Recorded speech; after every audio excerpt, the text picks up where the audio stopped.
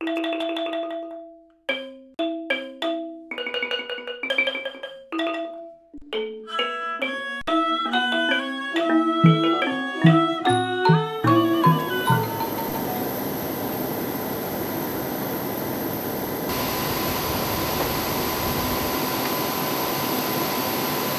จุบันนี้ทางคณะสงฆ์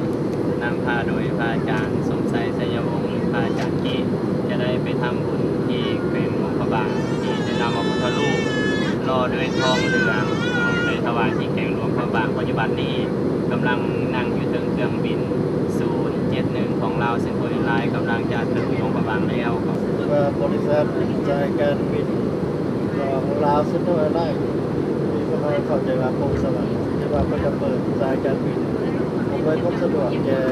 ท่านที่เดินทางมาที่ประเทศลาวนอกจากนั้นที่ว่าทางธนาคารพงสวรรค์จ่ายการบินพงสวรรค์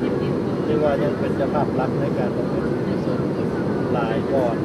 แล้วก็ทั้งภายในและต่างประเทศถ้าทุกท่านที่จะเดินทางมาที่เมืองลาวก็ถือว่าทางนครหลวงวิจันทร์แล้วก็การมีจ่ายการบินลาวแอร์ไลน์ลาวเซ็นทรัลแอร์ไลน์ที่ว่าทุกท่านก็ได้ทำความสะดวกสบายวันนี้จะพาทุกท่านนั้นไปร่วมประเพณีกุศลที่นครหลวงพระบางซึ่งเป็นเมืองมรดกโลกและเป็นบ่อนที่ทุกท่านจะได้ร่วมประเพณีกุศลกับครูบาอาจารย์พระเถรานุเถระตัวนครหลวงพระบางให้ทุกท่านได้อนุโมทนาถวายพระพุทธรูปพร้อมด้วยมีระนาบเทศน์ว่าจากทานังต่างๆแล้วก็ต้นผ่าปลากับมีเครื่องบรรยากาศหรือว่าเครื่องบริการต่างๆเพื่อให้ทุกท่านได้บำเพ็ญบุญกุศลความเป็นธรรมอนุโมทนาบุญสาธุ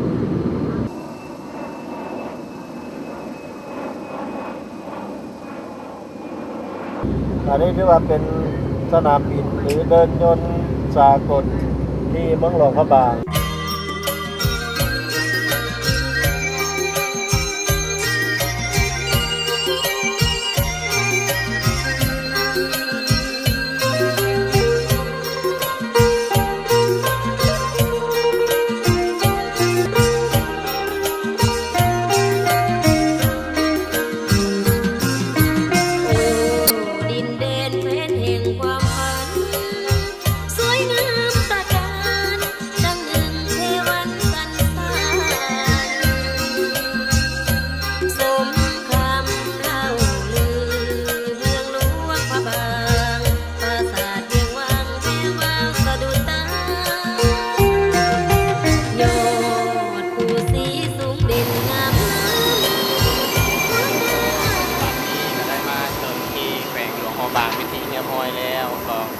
พวกไม่ออกติดตามชมเรื่องการทำบุญทำกุศลของคณะพ่อแม่ครูบาอาจารย์ของเราที่ได้มาเฮ็ดบุญที่แขวงหลวงพระบางในครั้งนี้ถือว่าเป็นงานบุญที่ยิ่งใหญ่ที่ได้นำเอาพระพุทธรูปศิลปะลาวล้านซาวของเรามาทอดถวายที่แขวงหลวงพระบางและก็จะได้ไปสมมาคารวะมุทิตาสักการะพ่อแม่ครูบาอาจารย์ที่แขวงหลวงพระบางหลายองค์หลายท่านเพื่อจะได้นำเอาวัตถุสัญญาทานต่างๆได้ไปถวายให้เพิ่นเนื่องในวันปีใหม่ลาวของพวกเขาได้เป็นตามที่ท้องประเพณีที่คณะลูกศิษย์ลูกหาในปีใหม่ลาวทุกปีก็ต้องได้ไปมุทิตาสักการะพ่อแม่ครูบาอาจารย์พระมหาเถระทั้งหลายที่พวกเขาได้เคารพนบไว้แล้วก็จะได้ไปกราบนมัสการองค์พระบางซึ่งเป็นพระคู่บ้านคู่เมืองของคนลาวเฮาดังนั้นแล้วก็ขอให้ออกตนญาโยมได้ยอมืออนุโมทนาสาธุการในการเฮ็ดบุญเฮ็ดกุศลนำพ่อแม่ครูบาอาจารย์ในครั้งนี้ด้วยขอเจริญธรรม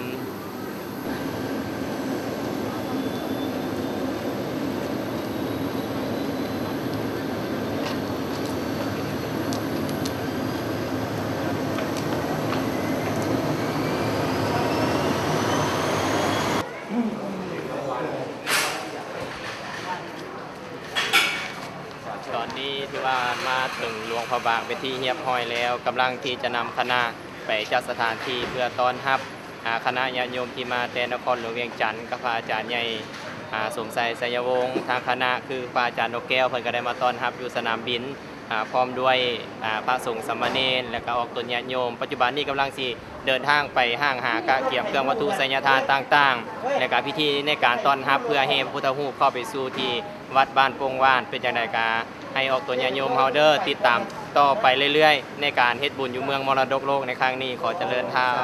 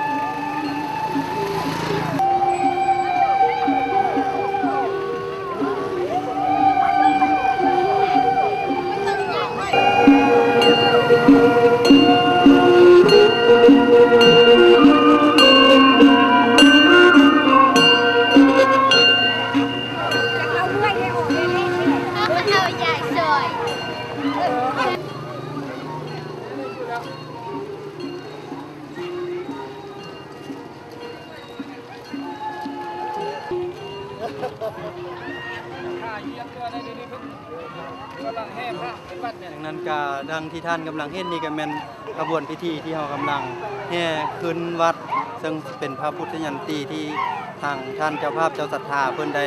ตั้งใจสร้างแล้วก็เอามาประดิษฐานไว้ที่วัดปงวานเมืองหลวงพระบางนี้ก็ถือว่าเป็นนิมิตหมายอันดีที่ให้ท่านออกตนญาติโยมชาวบ้านชาวซ่องอยู่ที่บ้านมอบ้านไกลได้มาเคารพสักการะบูชาพระพุทธรูปก็หมายถึงว่าเป็นพระพุทธเ เจ้าองค์หนึงหรือว่าเป็นชื่อแทนให้เฮ็ดให้เฮาชาวพุทธทั้งหลายได้น้อมนึกข้ามไว้ถึงองค์พระสัมมาสัมพุทธเจ้าก็เท่ากับได้ว่าเป็นศูนย์รวมเตาห่วมญาติโยมชาวพุทธให้เขา5สิ้นเขา5ธรรมแล้วมันฝึกภาวนาสมาธิเป็นต้นก็แสดงมา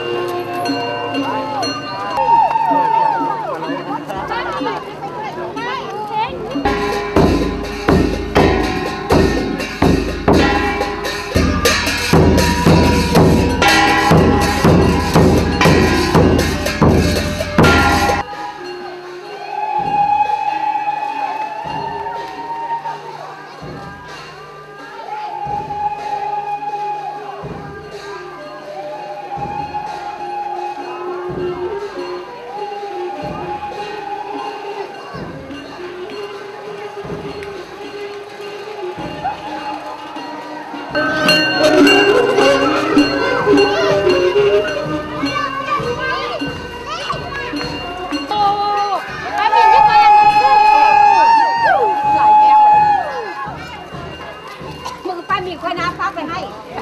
บ้าเอ้ย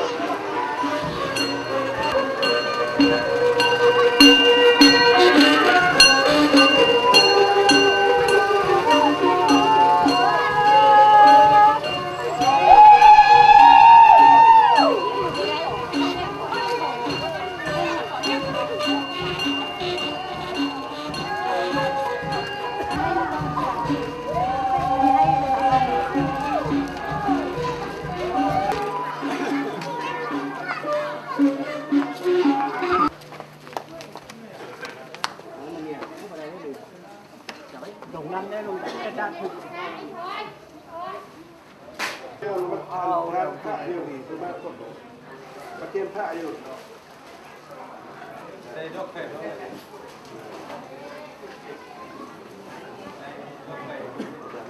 อ้ตัวนี้บ่ได้อ่ะ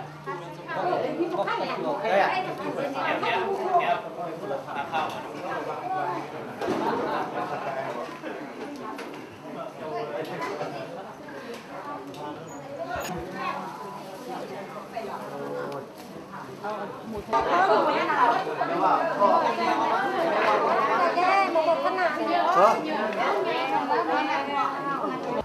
จะได้ไว้พาหักที่นอกต่อไปนอกเอาพร้อมกันมาเนาะ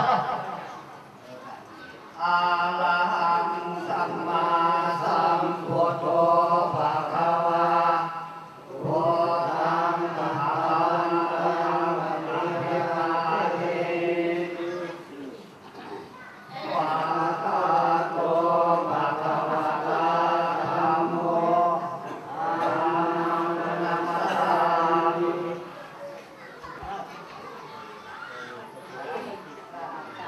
สัพเพกาเมจรุเปจิติสีขณะตะเตจันตริเทวิมาเนเทเประเทจัตตาเมจัตุปะปันหะมหาเนเชหวะภวิเกเตภูมาจายันตุเทวะสมณะวิมานีติเปราธิจะคัมเมตโลนาคเนเยสถิในวัดวาอารามที่นี่ก็ดียาคาคันธภานาคาเพียงอมิสถานที่นี่ก็ดีสันติเกจงเสด็จลงมาเป็นสักขีพยานในการเหตุบุญให้ทานถวายพระพุทธรูปผ้าปากิรณาเพศสารองคุ้งขาทั้งหลายโมทุกตนทุกองค์เนก่อพาเถิดสาธุ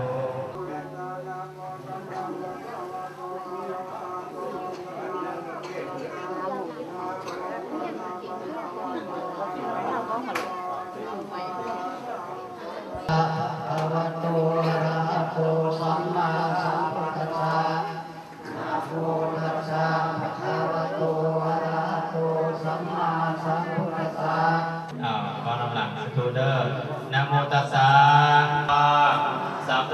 ะสุขินังวัตเมธานังทานังเมปาริสุทธังอาสาวะขยวหังนิพพานังมะยังพันเตพุทธารูปังโอโนสยามะสาธุโนพันเตภิกขุสังโฆอิมานิพุทธารูปังคิรณเพศัสสังกัปปะลุขังปัจจยทานังหมายมีพระอาจารย์สมไสยไสยวงศ์ทานโตทานเพชรพร้อมด้วยพระอาจารย์นกแก้วและพุทธบริษัททั้งหลายขอน้อมถวายพระพุทธโภควานยาทานาผ้าไตรจีวรต้นกระพือเดชพระภิกขุสงฆ์ขอพระภิกขุสงฆ์จงหาเพื่อประโยชน์และความสุขอีกประการหนึ่งขออุทิศส่วนบุญกุศลทั้งหลายเหล่านี้ไปหาสรรพสัตว์ทั้งหลายหมายมีบิดา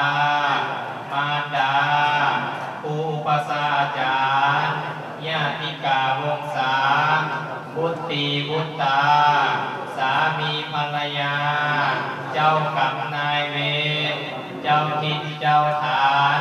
เจ้าบ้านเจ้าเมืองขอให้มหับจับโจมเอาในส่วนบุญกุศ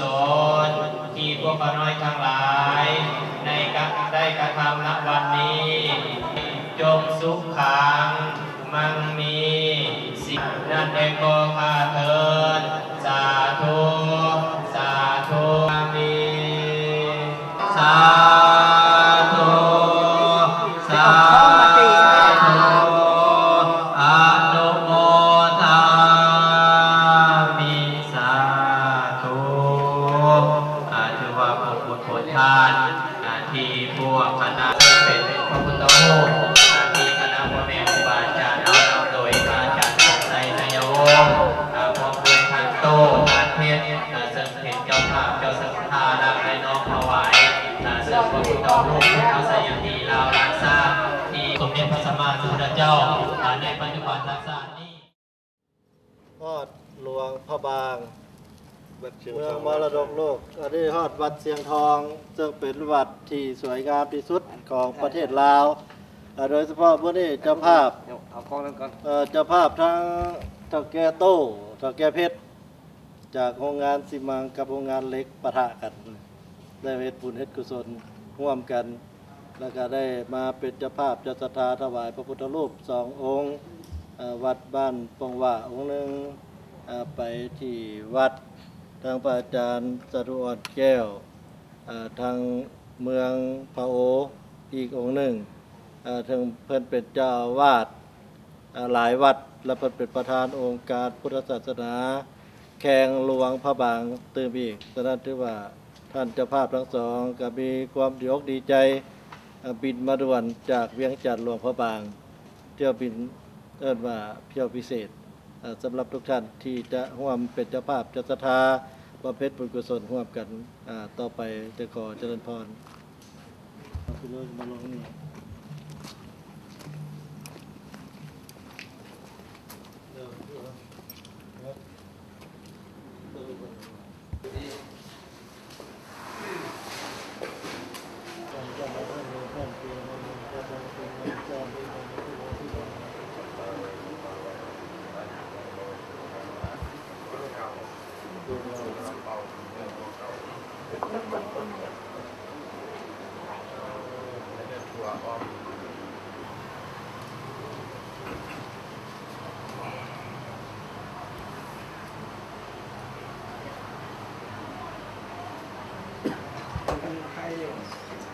ใครก็ได้บ้านหมู่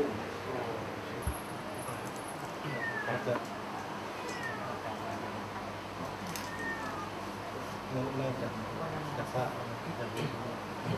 นะโมตัสสะ นะโมตัสสะ ภะคะวะโต ภะคะวะโต อะระหะโต อะระหะโต สัมมา สัมมา สัมพุทธัสสะ สัมพุทธัสสะ นะโมตัสสะอะระหะโต อะระหะโต สัมมา สัมมา สัมพุทธัสสะ สัมพุทธัสสะนิพพานะ สังฆาตังโหตุ สังฆตังโหตุ อนาคติกาเร อนาคติการิ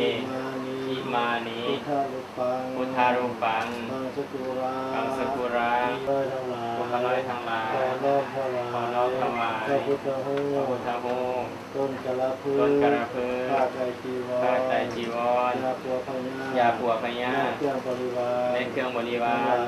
ทั้งหลายเหล่านี้ เนพระสงฆ์ เนพระสงฆ์ ขอพระสงฆ์จง ขอพระสงฆ์จงหา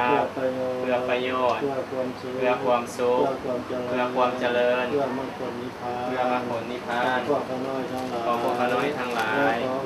ได้ขออุทิศ ส่วนบุญกุศล ทั้งหลายเหล่านี้ ทั้งหลายเหล่านี้ ไปหาผู้มีพระคุณทั้งหลาย ไปหาผู้มีพระคุณทั้งหลาย มีบิดามารดา มี มี บิดามารดา ปู่ย่าตายาย ปู่ย่าตายาย เจ้ากรรมนายเวร เจ้ากรรมนายเวร และสรรพสัตว์ทั้งหลาย และสรรพสัตว์ทั้งหลายโสด ที่พวกข้าน้อย ที่พวกข้าน้อยทั้งหลาย ได้อุทิศให้ ได้อุทิศให้ ขอให้พ้นจาก ขอให้ ทุ พ้ ก น ข์ จากทุกข์ ถ้าถึงสุขแล้ว ถ้าถึงสุขแล้วเป็นไป ตราบต่อเท้า ตราบต่อเท้า เข้าสู่พระนิพพาน เข้าสู่พระนิพพาน ในอนาคต ในอนาคต